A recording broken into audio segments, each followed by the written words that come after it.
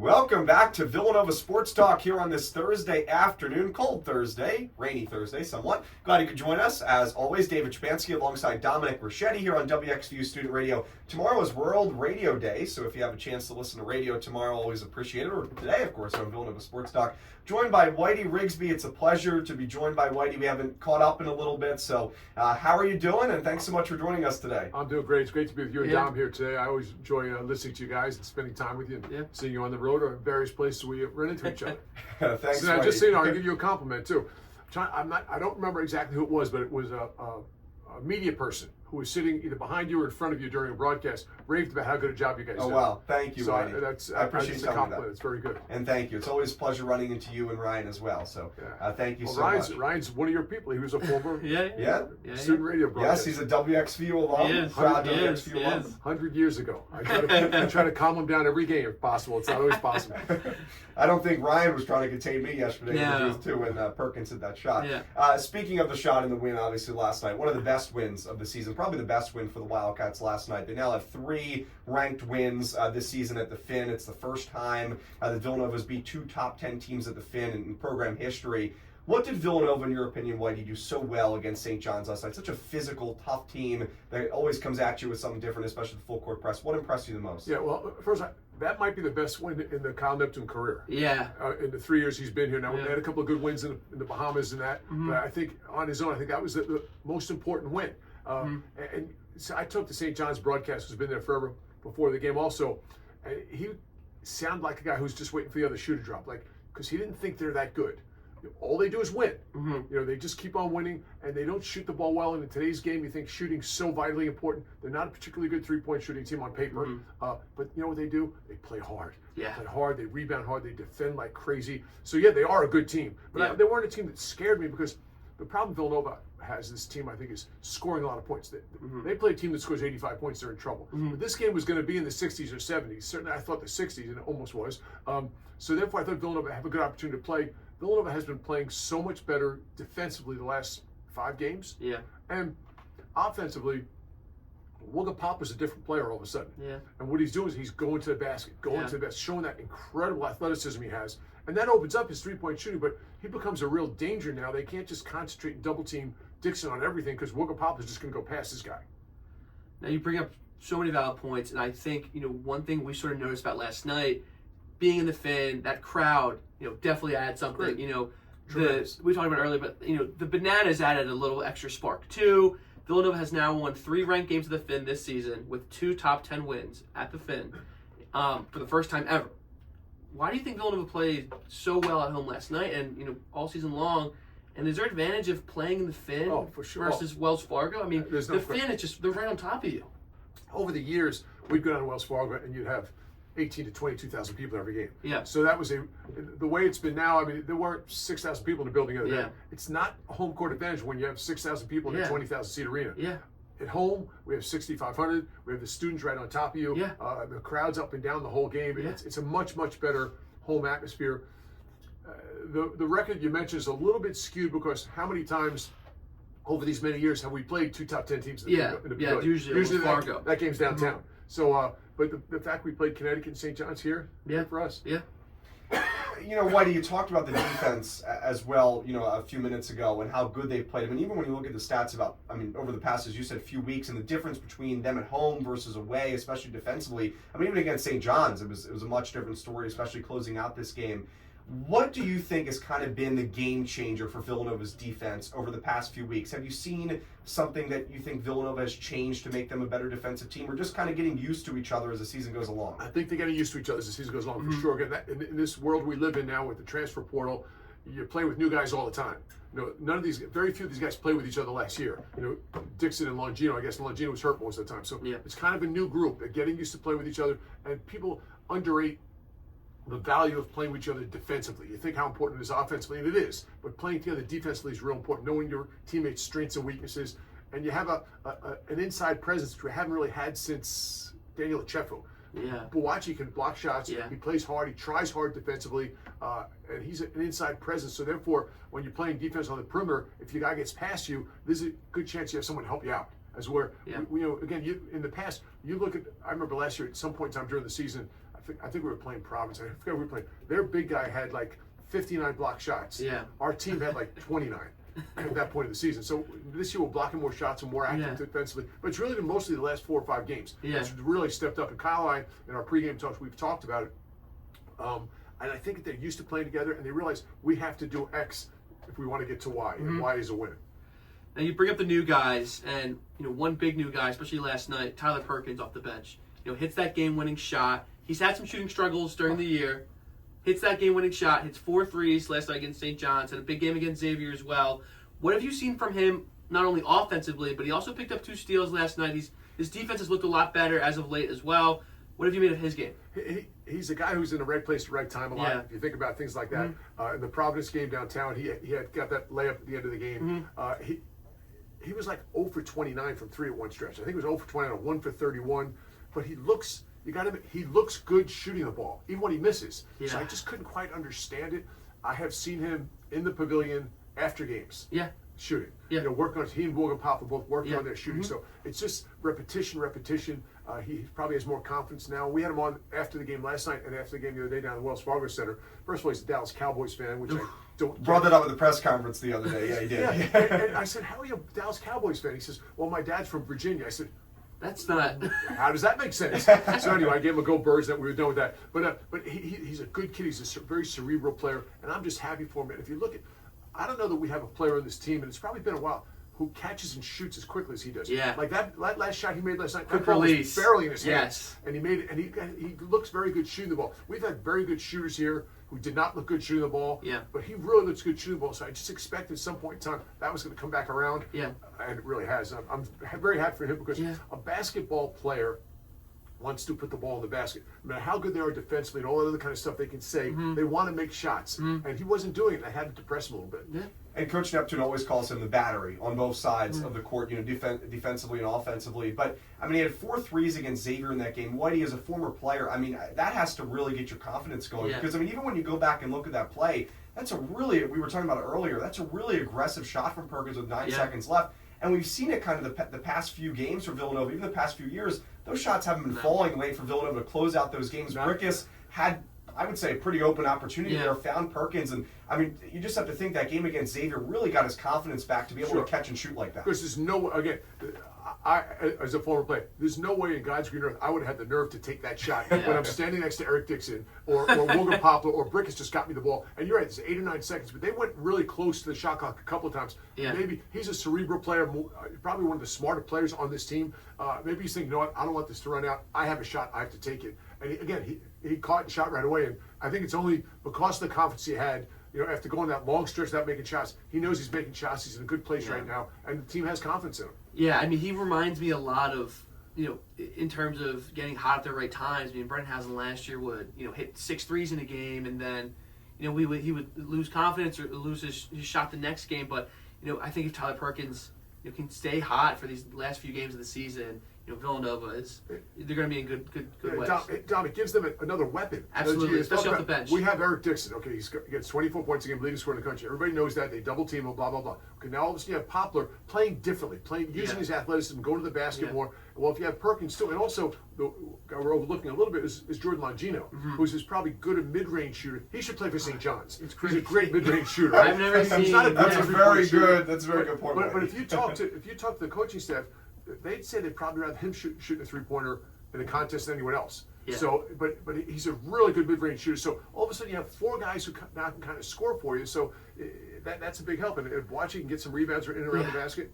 Now you bring up Jordan Longino, and we know, Jordan Longino's battled injuries his 4 years here.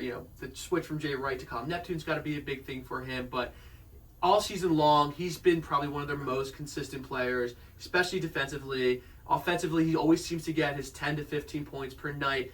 What have you seen from him as both, on the court and also off the court as just a leader for, such a revolving door of players now? Well, I'll go backwards. I'll say off the court first. I think he has really thrived on being a leader. Like you said, he's been hurt most of his career. Yeah. You could never, over the last 3 years, you couldn't count on Jordan Longino was going to be there tonight. Yeah. Well, I think being a senior, being the captain of the team now, he has really just jumped on that opportunity. Absolutely. And I think the other players look at him and they look up to him. So then transfer that to on the court. Well, now same, just like the team, over the last 4 or 5 weeks, he has played a lot better. Yeah. He's always played well defensively, but like I said, basketball players want to make shots. He's making shots now, and he's picking his spots. Rarely does Jordan Longino force anything. No. Right? And also, he looks very good shooting the ball. I love when he shoots mid-range jumpers. When he shoots open threes, I'll take that too. But he's more of a mid-range jumper. Mid-range shooter. But also on this team, he does so much. In those, when Brickus isn't playing, he's playing point guard. Yeah. Sometimes he's guarding big people. He's a strong fellow, so he can guard inside some too. So he does a lot for Kyle Neptune in this club. Yeah, and you've even seen how much he's progressed as a ball handler, even from last season, right? Because for sure. I mean, Jameer Brickus, you would think, has had to help, a big part for that with Longino continuing to develop, and also, I mean, he's been healthy. Speaking about, Longino's fellow co-captain, Eric Dixon, best scorer in the country, averaging, more than 23 points per game. Has been a little inefficient over the past couple weeks, especially in the first half of games, but have come along in the second half. He's in sole possession of 5th place in Villanova program scoring history. Whitey, as someone that has been able to watch and call Eric's games throughout the 6 years here at Villanova, what has it been like for you? And what has he done, in your opinion, so well this year, especially, to continue to grow his game, take it to the next level, even from where it was last year, which was a great season in its own right? Yes, I also go back even further with Eric, because Eric was a freshman at Abington, played against my son, who was a senior at Carroll. Oh, wow. Right? So, and he was. If you remember a guy, you might have seen the guys like this. He was the fat kid. He was the fat kid on the other team, who was very skilled, but you really didn't think much of him, right? The way he has transformed his body year after year after year at Villanova, that comes through nothing but hard work in the strength and conditioning area, and he's done a great job with that. Fast forward, he's also become one of the best shooters in the country. Yeah. The 2 shots he made back-to-back in the game last night, like, come on, you got to be kidding me. 2 beautiful shots. He has become such a good shooter, and he's always been good in all the other things. In other words, he could probably be a better rebounder, I guess. I'm sure Kyle Neptune would like to see him be a better rebounder. But he does so much on the court, and he's gotten better and better and better when he gets double teamed, which is most all the time, getting the ball back out, swinging the ball around the corner, and getting his teammates open threes. Yeah. And I have a question. As a former player, it felt like Eric Dixon, when he came in as a freshman, sophomore, he was never going to be a guy that shot mid-range or threes. But over the course of the 4, 5, 6 years he's been here, his shot has just improved. Is that just continuous hard work in the gym, working with the coaches? I mean, does it just speak to his work ethic so much? I think it speaks to the work ethic. And again, you talk about reference when I played. When I played here back in the 70s, basketball season was over in March. Yeah. Right? Between March and whatever, the end of the school year, you played 5-on-5 in the gym with guys like you. In other words, it wasn't just all basketball, right? You came back to school in September. I don't think you've seen my rebounding skills, Whitey. You'd run around the track a couple of times, Yeah. and you started practice October 15th. Yeah. These guys practice all year long. Yeah. They're here for full summer school, but all that kind of stuff. So they practice and spend so much more time in the gym. Yeah. Again, when I was in school, the weight room, there was an old Universal Gym, if you guys even know what that is, that we would walk past the room that the Universal Gym was in. We didn't go into it, but there was no weightlifting, and they're so much stronger and in better shape now, and they spend so much more time on it. Eric Dixon's a perfect example. I think he's been here 6 years working at that level. Yeah. You're going to get better. It's so impressive. I mean, from him to grow to a guy who came in freshman year who was, he's a big dude. He's a great post scorer, and now he's just become one of the best shooters in the country. It's so impressive. Whitey, it's no secret that a couple weeks ago, Villanova's March Madness, at least, at-large bid chances very low. With the win against St. John's, now a 3-game winning streak, also a win against Xavier, they have increased, and, you would think the most likely road is to win the Big East tournament, or at least play well in the Big East tournament, better than they have the past couple years. As of right now, in your opinion, what does Villanova have to do to close out this season and at least get back into more favorable ways with the selection committee? Well, it's interesting you point that out, because after the Xavier game, we moved the game ahead of Xavier in the standings. But Xavier's schedule the remainder of the season is easy, much easier than Villanova. Villanova's a very difficult schedule. Yeah. Well, that's good and that's bad. It's bad because you have to play really tough teams. It's good because you have an opportunity to move up in the eyes of the people who make those selections. You have a chance to play the top 10 ranked team in your home building, St. John's. You lose that game, all right, but you have a chance to win it, and you did it. Now you go on the road at Providence, at Connecticut, Marquette at home. So we're in a very tough stretch of these 4 games. Going into these 4 games, how many games do you think we're going to win? And how many games do they have to win? As opposed to Xavier's playing like Seton Hall, Butler, DePaul. So they got to win them all. They have to win them all. But That's a good point. But even if you you beat DePaul, does that help you in the eyes of the? No. And they're so injured right now that even what it might have been as a quad 3, quad 2 win for Villanova, it's not as good as it was. So therefore, you have an opportunity to play. So to answer your question, which I haven't done yet, what do they need to do? I think they need to run these 4 games. I don't think they need to win 4 games. I think they need to win at Providence, Right? I think that's a game they have to win. And if they can find a way to split the other two at Connecticut Marquette, maybe one of those two. Yeah. I'm not saying it's going to be easy at all. I mean, those are two tough games. Marquette at home. That's the Wells Fargo. That's the Wells Fargo. Yeah. Those are two very difficult games. Connecticut kind of has an edge now. Danny Hurley is probably a little bit annoyed right now, if I understand correctly. I wouldn't want to be a player for us. That's going to be a tough game. And then go to New York. And there's some other games at the end we should win. Right? Seton Hall coming up, Georgetown. Hopefully you get Georgia, revenge against them. And Butler at home. Then you go into New York City. I think you want to be, it'd be great to be a top 5 seed, not have to play that first day. But then the other side of it is maybe if you play the first day, it's good because you get a chance to get another win. So it's interesting. It'll be interesting to see what happens as we go to New York. And I would say, depending on our wins and losses over the next 3 games, will depend on what you really want to do in New York. But you're gonna have to stand up. I think you need to be playing Friday night in New York. Yeah. And switching gears a little bit, Villanova honored the 1985 championship team a few weeks ago, and you had the opportunity to get to know those guys so well. What was that moment like for you and for the basketball alumni? It was a tremendous day. I enjoy the Alumni Day every year. Yeah. To honor that 85 team, I was fortunate enough to broadcast that game 100 years ago, whatever it was. And it's a really good group of guys. Yeah. Like I said, I've known forever. Ed Pinkney, I'm very close with. I've stayed close with him over the year. The other guys I don't see as much because they live all over the country. But just to honor that team, I mean, you think about it, how the heck did they win? It's the best story in basketball. And one of the interesting things about it is, I don't know if you guys remember the game at all, but at halftime, there was a dust-up between Chuck Everson and Reggie Williams. Okay. Where Reggie Williams basically punched Chuck Everson in the face, shoved him away like that after the clock had ran out at halftime, right? And Rolly ran off the court, waving his fist. His whole halftime talk was about that. Chuck Everson and Reggie Williams are thick as thieves now. That's funny. Chuck had Reggie Williams to the Georgetown game this year on our home court as his guest. That's so funny. They're very close. And to this day, Patrick Ewing can't talk about the game, but Reggie Williams clearly does, and the Villanova guys do it. They've stayed very, very close over these years, which is a neat thing to see, a neat Villanova moment. Absolutely. Definitely. That was such a cool experience to be able to see them being on their 40th anniversary, and the crowd was loving it as well. So it was great to see. Great reception. 40 years, wow. Whitey, as we look ahead, you talked about the game against Providence, pretty much must win for Villanova in a lot of different standards. They already beat Providence, but it was a close game, and Coach English, has done a pretty good job with his squad, especially in the first half of the season, even with some injuries. What are the keys for Villanova, in your opinion, to get a win against the Friars in Providence? Obviously, a tough building to play this weekend. Yeah, again, they have to continue to defend how they've been defending, period. If they don't do that, they can't win. They have to continue to defend the way they've defended the last maybe 5 games. Ideally, they want to play this game in the 60s. They don't want to get this game up into the 80s because that would be a problem. Providence is a team that lost their best player, Bryce Hopkins, early in the season. He played 3 games, and they really haven't recovered from that. They really haven't found, not that you're going to find a replacement for a player that good during the season, but they haven't found exactly how they want to play without him yet. Pierre, who's a good player, who scores some points, but they're a team that's searching. But Villanova goes up there, and I always look at a game. If Villanova plays their best game and their opponent plays their best game, who wins? Well, I think if Villanova plays a good game and they play a good game, we win. I think we're a better team. I do. I felt kind of that way about St. John's actually. I thought Villanova at home plays their best game and St. John's does. I think we have a really good chance to win because St. John's isn't a team that's going to drop 85 on you. No. And we can win those lower scoring games historically. Yeah. And the defense has played, much better, as we talked about. And that's allowed them to, get away if their offense does struggle a little bit, which has been, fantastic. Like DePaul?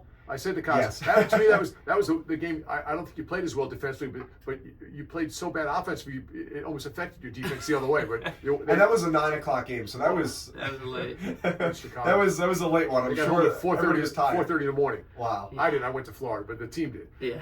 Wow, that's definitely a late night. But Villanova, they've strung together a stretch of 3 wins against DePaul, Xavier, and now against St. John's. They'll look to make it 4 in a row this weekend against Providence. Looking forward to that game on Saturday. Have a safe trip to Providence, Rhode Island, Whitey. And as always, such a pleasure to be able to talk with you about Villanova basketball. Thank you so much for joining us. Anytime, Dom. Anytime. Great to see you, David. I'll see you at the next game. Sounds good. Great to see you, Whitey. Stay tuned for more Action Nova Nation. When we come back, Dominic and I will recap our poll questions. We'll give our thoughts as well as we begin to wrap things up. We'll talk quickly about the Providence game as well. So stay tuned for that, Nova Nation. Also, the women's water polo team ranked for the first time in league program history. We'll talk about that as we end things here on Villanova Sports Talk. Stay tuned. 10 minutes left to go. You're listening to WXVU V89.1, The Roar.